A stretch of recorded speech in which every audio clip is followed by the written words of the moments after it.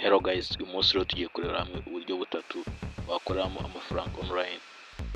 Niba mushya cyangwa bwa mbere unyumvishe kuri muyoboro wacu, kora subscribe, fungura inzogera kugira ngo uzajye ubona ibiganiro dukora hano umunsi ku wundi.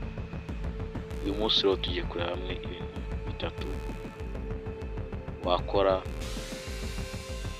kugira ngo ukorere amafaranga online.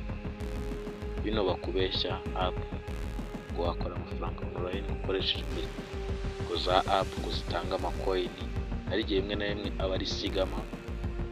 So ndagira ngo ukurikire akantu kandi niba ushaka kumenya imbuga wakorera amafaranga online. Amazina yitwa Jonas. Uyu munsi rero ngiye kubwira urubuga rwa mbere wakoresha ukabona amafaranga online. Nubwo waba udashaka kubona amafaranga online, twagufasha kwiga mu kazi kawe,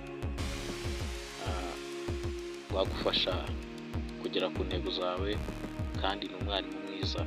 Urwo rubuga barwita AI. Wakoresha AI kugira ngo ukore amafaranga online. AI ikorera icyo bita video zo gushyira kuri YouTube. AI ni umwarimu mwiza cyane. Niba uri umunyeshuri ukaba ushaka kwiga ururimi rw'icyongereza cyangwa ushaka kwiga izindi ndimi, fata AI na ChatGPT ubundi uyikoreshe mu masomo yawe. Niba uri umukozi cyangwa se uri umu content creator ukoresha YouTube, fata AI uyikoreshe amavideo yo gushyira kuri YouTube. Fata AI uyibyaze umusaruro. Niba ushaka kujya ukora video zirimo amafoto cyane cyane avatar,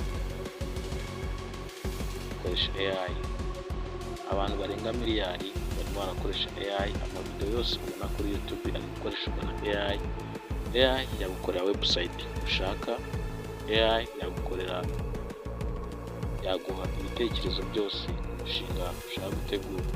AI yakubwira niba iyo app urimo urakoreraho amafaranga ari sigama cyangwa se ari app y'ukuri. AI igushakira amakuru yose cyangwa se information ikaziguhereza. Reka tuve kuri AI kuko wayibyaza umusaruro. Ukoresha ChatGPT, Microsoft, Nvidia, izo zose ni AI. Shaka n'izindi AI uzikoresha. Reka tujye ku buryo bwa kabiri.